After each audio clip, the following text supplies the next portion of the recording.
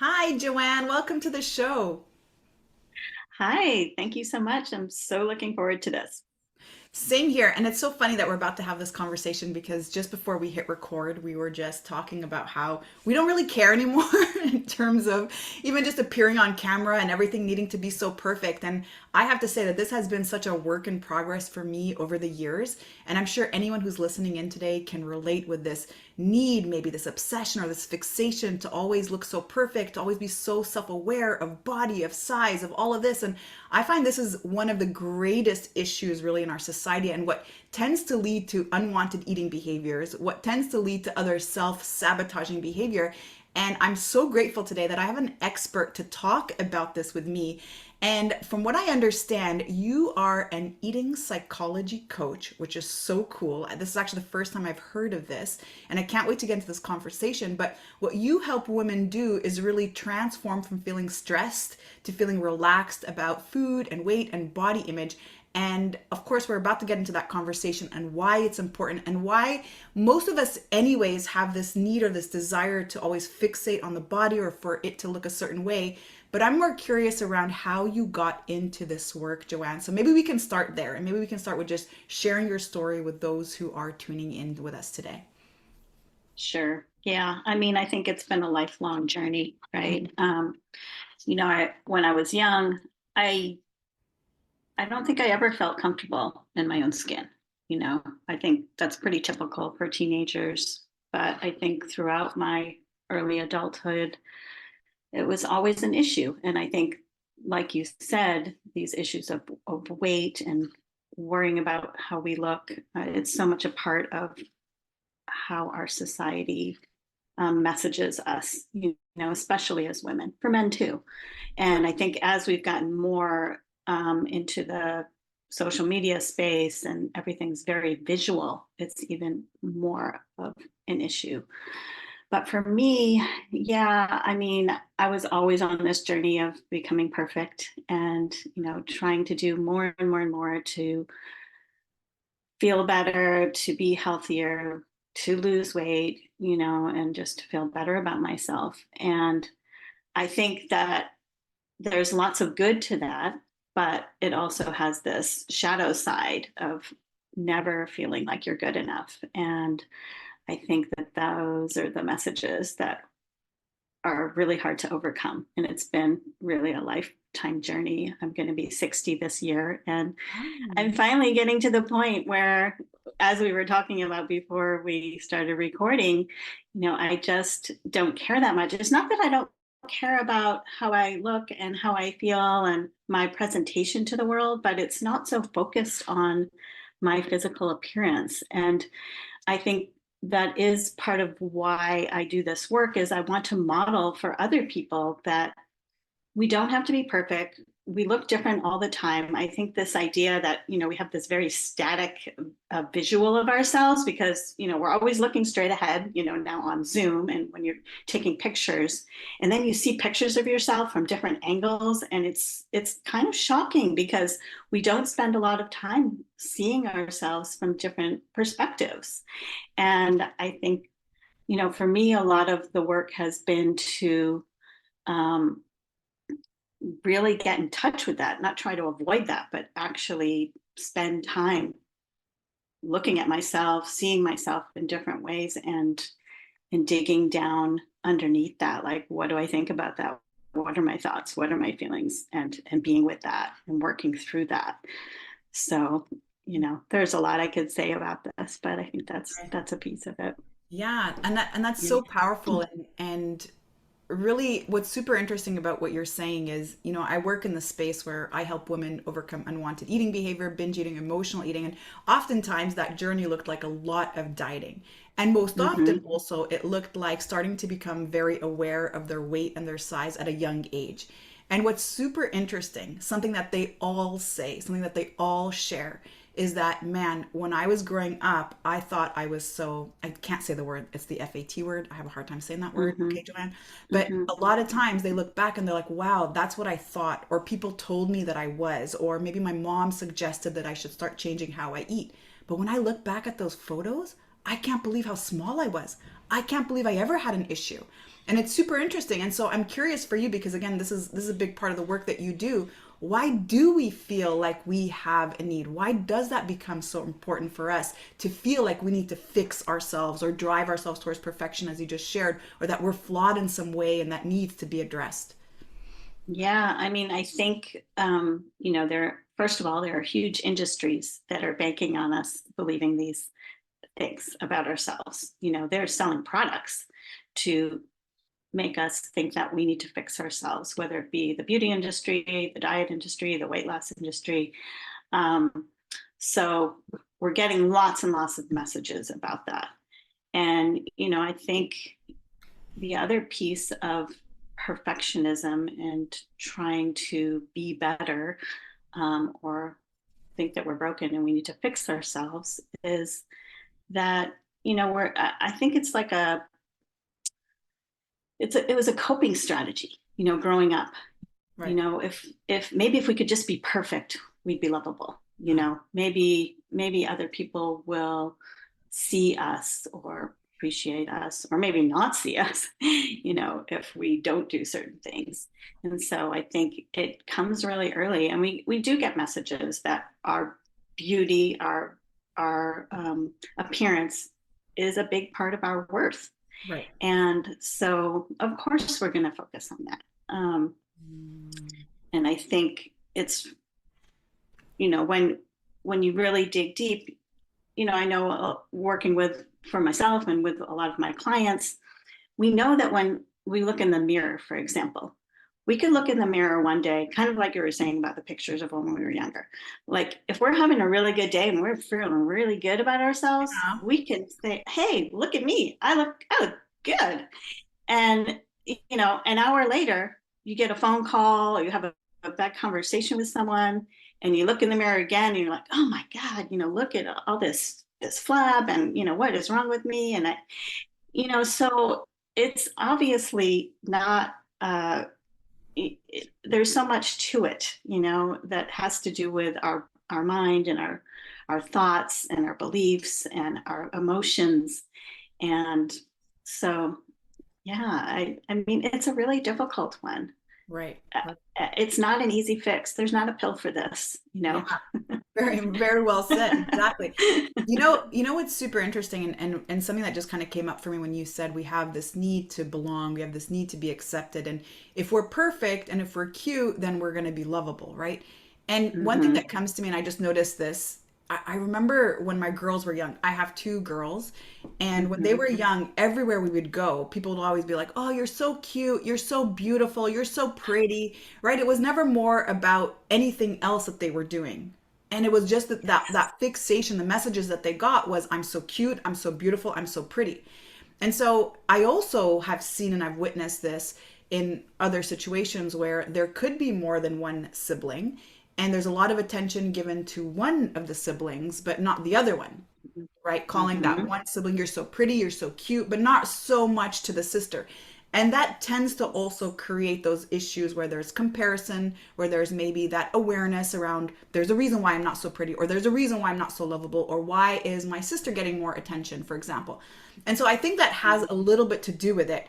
And especially just girls just desiring maybe, and I also don't want to stereotype, and I don't want to generalize, and I just want to be so cautious with the words that I'm going to be using. But I'm curious, Hmm. just when it comes to the psychology around that, what is the impact, do you feel, of always Yeah. giving those types of compliments, let's say, to young girls? Yeah, I mean, I think that's so true from a very early age. Even with babies, I think they've shown, the research shows that there's differences to how we comment about babies who are girls versus babies who are boys, and really focusing on appearance. And like you said, "Oh, she's so cute, she's so whatever," very physical oriented, descriptions. Whereas for boys, it's much more about their skills, Right. so smart, so strong. So, yeah, I think that obviously has a huge impact on how we see the world and how we're supposed to be and how we're accepted. Because being accepted and belonging, it's one of our greatest human needs, and it's required to exist in the world, right? especially, way back when, you really had to be part of the tribe, right? Or you were in serious trouble. Right. So that makes sense. And so it's kind of, it's difficult to shift out of that when we're getting so many messages. And I think it's important to see that, there are people writing about other ways of looking at these issues and really understanding the root at them, and being around people who have a different perspective, I think has been really important for me. It's been important for my clients. So good. I do a book club now, partly because I feel like having a community that has a different perspective on these issues is really key. Because if you're surrounded constantly by, that's a lot of how we connect, I think, as women, is talking about our bodies and Yes. our latest diet and what we're eating. And there's, again, that makes sense, right? That's how we've connected. And that's something that's been important for a lot of us. So how do you find that community that's focused on other things? And it's not that easy, but really paying attention to that, and who are the people that you spend time with, and what do they talk about, and how do you feel after you're with them? I think there's lots of steps, a lot of different spokes, I guess, to trying to work on these issues. But I think Yeah. that's a big one. Yeah. It's so Yeah. interesting because all these things that you're talking about has absolutely nothing to do with food. Even Right. though that's what we're trying to fix, right? I gotta try to fix the amount of food that I eat or what I eat. But really, here's what you're saying. Okay, focus on who you're spending time with. Focus on the conversations. Focus on all the belief systems that you've picked up over time. Focus on how people are talking to you and the environment that you're placing yourself in. And this is so key. And I could not agree more because I tend to notice that too. And I'm very, very particular around who I do spend time with. And it's just something that I've developed over the last year is noticing that, like you said, how do I feel once I'm walking away from that social environment? And when I notice that I'm sitting in an environment where people are talking about other people, and gossiping is like a big, big no for me, Joanne. Like, I don't sit in an environment where Mm-hmm. people gossip. I don't talk about other people. I don't even share things that I hear, even if they're super, super juicy and people want to know. I don't repeat any of those things. And so when I do sit in an environment where I start to notice people are talking about other people, or even more specifically, talking about other people's bodies, their weights. Oh, did you see so and so gained weight and so did things? And the other thing that I start to notice too is when women do collect in a social environment, the first thing that they always point out is whether someone put on weight or released weight. Like, Mm-hmm. that is the first thing. Not that she wrote a book, not that she launched a Mm-hmm. podcast, Mm-hmm. not that she got a new job, not that it's always around, okay, wow, she look, oh my goodness, she put on weight, or what has she been doing? She's lost a whole bunch of weight. And so what do you Mm-hmm. notice around that too? Because I know one of the things that you also talk about is how all this constant discussion, obsession, focus, fixation on dieting, on body image actually tends to backfire. So can you share a little Yeah. bit around that? Yeah, I mean, it really does. And I don't think we even really notice how much what kind of an impact it has. Like when we see someone who's lost a lot of weight, what's most people's typical response? Oh my gosh, you look so great. What did you do? Like, what does that actually mean? What is that actually saying? Like, this is maybe a good friend of yours, or well, what does that mean about before they lost the weight? Did they not look so great? Yes. So I've been really working on being very careful for a while now, but um, really thinking about what you're saying and what that means. I really tried never to talk about weight with anyone, and it's even a challenge for me when that happens, and I'm observing it. Like, how do you address that? How do you talk about that? Because it's like, it's a little touchy, right? But the reality is, we think we're going to feel better, or think we're going to, feel good about ourselves when we just look this particular way. Hmm. And there is some truth to that because of this validation we get, this public validation from others, like, you do look better, you do look really good. Hmm. But it's kind of a false positive. I would say, and it doesn't last, because then the next thing happens and you don't feel good about yourself again. And we know this is true for, models, actresses, people who have this ideal body. They're not necessarily any happier than anyone else. And it's really not about that. But man, it's challenging. But just starting to get that awareness, and like we were talking about before, like, when do you feel good, and when do you not feel good? It usually doesn't have anything to do with you know your size Right. in that moment, So you good. know Right. and food can obviously impact our mood and how we feel to some extent, but there's so many more things that impact how we feel and our health and our well-being, mentally, physically, spiritually, emotionally. So it is so interesting that we focus so much on food or exercise and sleep, and there's a lot of things that can impact our health, but so much else plays into it. And maybe those are the easy things in a way to try to control. Right. It's like, well, we eat every day, so I can control that. But Yeah. yeah. And it's daily work, right? So this is a Absolutely. daily practice, and it's easy to fall into the traps every single day because that's what we're hearing on social media and on TV and from our maybe social environment. And so it is this intentional practice to constantly question all of these things. And I know you're saying it's challenging, but what I'm also hearing you say is that good, there is no one size fits all. So stop looking for the one size fits all. And if you did try that thing that everybody else is so successful on and it didn't work for you, it's not because of you. It's because there is no one size fits all. There's so many different things to address. There's trauma to address. There's past history and childhood to address. There is social environment to address. It's metabolism to address. It's gut health to address. There's so many components. And anyone listening to this, I don't want this to create overwhelm for you. I actually want this to offer maybe a form of relief that you just have to keep finding what feels right for you. Because if we all ate the same and we all moved the same, the impact would also not be the same on our body because of all the things that you're sharing with us today, Joanne. And along those lines, too, just coming back to that idea around the influence of trauma or even just emotions around how we experience food, I know one of the things that you teach is that emotional eating is not a disorder, right? It's not an Mm-hmm. issue. So, can you Yeah. expand on that a little bit? What do you mean by that? Yeah. I mean, I think all of these challenges around food and body are beautiful gifts to help us learn what we need to know. And so emotional eating, okay. Many of us did not learn how to healthily express our emotions. Yes. And many of us were taught that food is love. I mean, there's so many things around emotions and food. And so it's very normal to stuff yourself with food, to stuff your emotions, because we don't know how to express our emotions.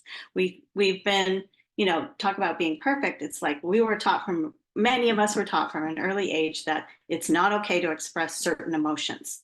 So we didn't, and that was a good thing. We were protecting ourselves. And so, and some, we different people have developed different strategies to deal with that, and eating is a big one for a lot of people. And so, being able to get in touch with um, what you're feeling in any moment, and it might not be when you eat, might have to wait till afterwards. Like some of these habits are so automatic that it's hard to stop them, but wherever you are in the process, to really get conscious, really get mindful. What am I feeling? What am I feeling in my body? What do I need right now? Sometimes it's food, and food is meant to be nourishing, and it's not always about like getting the perfect nutrition. I mean, it depends on the situation, right? But a lot of times we're using food to meet other needs. And I Mhm. think that's another big area where emotional eating comes into play. Is it that you just you want connection, or, you need some fresh air, you need to move, you need to talk to someone, um, whatever. There's so many things that we need. And if food is always meeting all of those needs, then it can be problematic, but it's not a problem that can't be, figured out. It's Right. like just, it's the awareness and understanding Right. where that's coming from. Yeah. So, and the self-compassion is huge for all of these issues, understanding that everything we do has a really good reason. And there's never, in any given moment, we're doing our best. And so every step we can take toward where we want to be is a good one. And we're going to fall back. It's going to be one step forward, two steps back, most likely. And just trying to turn that self-judgment and the fear and worry, like, what's wrong with me? What did I see? I can't do this. I can't follow this diet. I can't do my workout, whatever it is. I can't love myself. No, it's, of course, it's not going to change overnight. These have been patterns that have developed for maybe decades, right? And so taking one step at a time and just trying to get curious and gain some understanding, like, I wonder why I do that. That's interesting. Like, where did that come from? What are my beliefs about that? What am I thinking? What am I feeling? That's, I think, a huge part of the process is getting to that place of really getting curious, and that brings the kindness and the self-compassion that I think is really the key to transformation. 100%. Yeah. And that's actually what accelerates our results. So anyone Absolutely. again listening, it doesn't mean that I have to work on this for 10 years. First of all, I'm going to say that everything is a daily practice. Anything that we want to Mm-hmm. continue to work on, this is going to become a daily practice. So there's that element of effortless effort that we have to continue to apply every single day. But what's interesting also to note is that it doesn't need to necessarily take so much time, but we can actually create that obstacle for ourselves simply by that judgmental eye. And so when we self-judge, when we're constantly disappointed in ourselves, when we don't harness self-love and compassion as we freely give others every single day, that actually makes this journey last much, much longer. Because to your point, that really is the key out. And as we're Yes. trying to overeat or overconsume foods because we're trying to dampen a particular emotion or there's a particular situation that we're trying to avoid, and using food really as that coping mechanism, I always look at it as there's this thing that we're trying to fill. There's this void that we're trying to fill. There's actually Mm-hmm. something that we're trying to seek from food because we believe in some way that it's going to help us become complete. It's going to help us become whole. And so with that sense of curiosity, I absolutely agree, Joanne, that it allows us to see what could be behind that. And so instead of fearing the emotions, simply asking, well, why do I fear that? And what's interesting about going down that rabbit hole is it sometimes can bring us to a very, very simple memory in childhood where we feared something. And even though we looked at it from a child's perspective, what we can now do is go back and look at that memory more from an adult perspective and notice how we can actually reassign a new meaning, or we can actually notice that it didn't need to be so scary. But by avoiding feeling those emotions, we never create that level of awareness. And so what do you say around that? And more importantly, how do we become free from that fixation around what to eat, how much to eat, what time to, and feeling guilty and shame around food, and the same thing with body? How do we free ourselves from Yeah. all of that mental jargon? Yeah. I mean, I think so much has to do with trusting ourselves. And we are also given many messages about the fact that we can't trust ourselves, whether it be with food, with body, with weight, with any of these things. Look to an outside expert to tell you what you should eat or how you should act, and so trying to get back to that place of self-trust, I think, is also a key part of overcoming these issues. And it's not easy because, like, we have been told we can't trust ourselves. So how do you do that? And it's just kind of taking, again, like you said, it's a practice, one day at a time. Hmm, what do I want to eat, for example? Or let me look at these, if I'm feeling uncomfortable, how can I slowly, take the first step to just pay attention to that. And I think being embodied, like in our bodies, which is another thing that most of us aren't too good at. I know that's true for me, and it's still a work in progress. That is key, because I think the body image issues have to do with the fact that we're seeing ourselves from the outside in, and we're very disconnected from our bodies, actually. And if we can connect with our bodies, then it's more coming from a place of how we feel about ourselves from the inside out. Mhm. And so just a practice of feeling your body, even if you don't aren't clear about what you're feeling in a moment in terms of what your emotions are. Our body always knows. Our body can tell us that there's something going on. We don't even need to know that it's sadness or anger or frustration. It's like, oh, I'm just feeling this tightness in my chest, or I feel this pain in my shoulder. Mhm. Just that type of practice can be very useful. And it's not easy. It's a lot. I don't know. It was really hard for me to just stay present with myself enough to actually feel what's going on with my body for a long time. Right. But I think that's a key part of it. Yeah, and it's a journey, and especially when we're Yeah. trying something new that doesn't feel Hmm. familiar. I'm used to actually speaking very negatively to myself. Now that I'm speaking more positively, that just doesn't feel like it fits right, right? And so again, Hmm. it just takes some effort and some consistency. And again, really interesting because there's like these two thoughts that come up, and I couldn't agree with you more, to really turn more inwardly, to start to notice how things feel, to start to really tune into the body's messages. But for that person who never got access to some of this information, and here's what I mean by that. I do work with some clients who, from a very young age, have never even been exposed to, let's say, fresh vegetables or fresh foods. So they grew up Hmm. eating, for example, mac cheese. They grew up Hmm. having canned foods or canned veggies, and grew Hmm. up having a lot of processed foods and refined foods. And this is not to blame any parent who does their best to nourish their children in the way that they're capable of. But for Hmm. that adult who's now trying to intuitively eat, as we call it, or trying to, let's say, tap into more of their body's cues, is there that element of needing to first learn what to eat? So you had mentioned, instead of going for or going towards an outside source to tell us what to eat, is there that sort of Hmm. middle step that is required to just kind of gain more awareness? Because we don't know what we don't know. And if we've never Right. been exposed to some of these things, and when we're talking about these things, I also want to bring up that we've also really moved and leaned towards offering more food like substances as food to Hmm. society, Hmm. almost normalizing that. So it actually does become more and more common that we're not actually really in tune with what we're quote unquote designed to really be consumed. Yeah. What are your thoughts around that? Yeah. I mean, I think that's a really good question. And I I struggle with the answer to that question, because I do believe that we can trust ourselves to know what's real food and what isn't, even though obviously lots of people spend a lot of money trying to create things that feel the best for us to eat, and they're very Right. addictive and things like that. So I get that.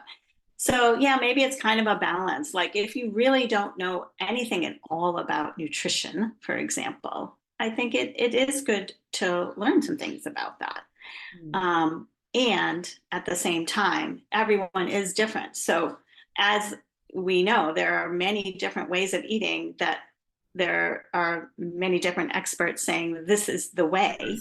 Right. And obviously, if it was the way for everyone, we'd all be doing it. Yeah. So we're very individual, and an exact almost opposite diet can be good for one person versus another, whether it be vegan or vegetarian, carnivore, paleo, however you feel about any of those things.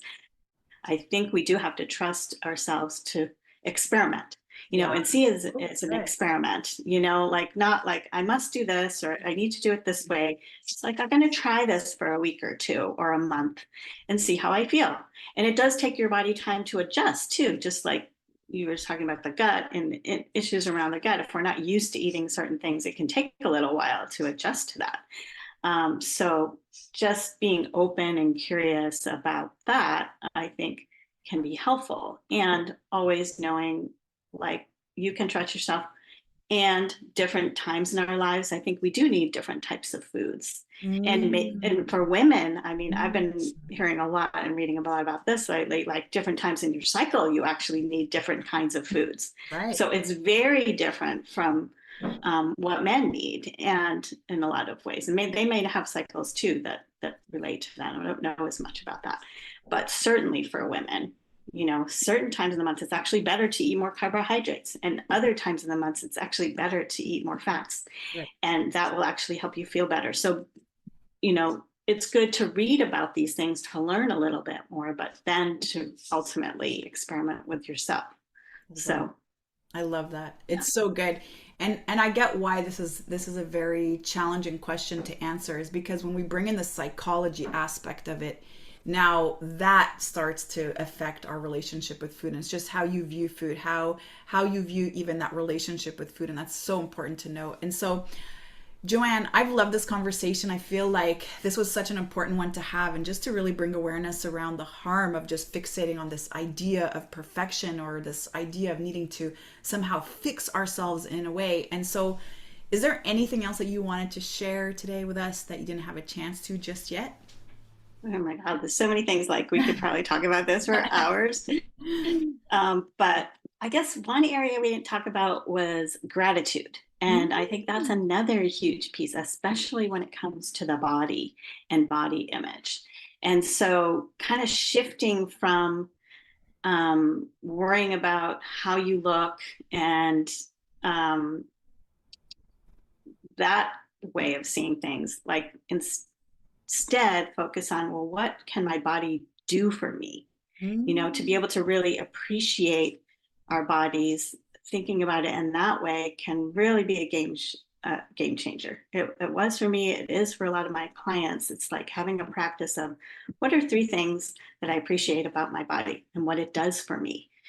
Because if you think about it, our bodies are incredible, and they're so many things from our different organs and parts of our bodies. And we need our eyes to see, and we need our mouths to be able to speak, and we can't breathe without our lungs, and we can't walk without our legs. And I know not everyone even has uh, all of these things, right? So, like, how lucky are we? What do we have? And even, like, a lot of women hate their bellies, right? If you've ever had a child, where did that child come from? Like, what is this amazing body, and what has it done for us? So I think that's an important thing to remember, to shift the perspective as well. So good. And what a beautiful way to end our conversation today. Thank you so much for that reminder that I feel like we all need to hear today. And so, if someone wanted to reach out to learn more about you and to work with you, where could they go to do that, Joanne? Yeah, the best place is to just go to my website, which is my name, joanneedinberg.com. I'm sure you'll put it in the Yeah. notes. And so there's information about my programs there. I do one-on-one coaching with primarily women. I have a book club that I've started doing online, so you can be anywhere and participate in that. And we read books about diet culture and create some community there. Beautiful. And my podcast interviews are on there, so this will be posted on my website, so you can get a flavor for who I am and my perspective and how I work. So It's yeah, amazing. Thank you so yeah, much, Joanne. Thank you for doing this important work, and more of us need to have this conversation. It's so good. Thank you again for your time and your wisdom today. thank you so much.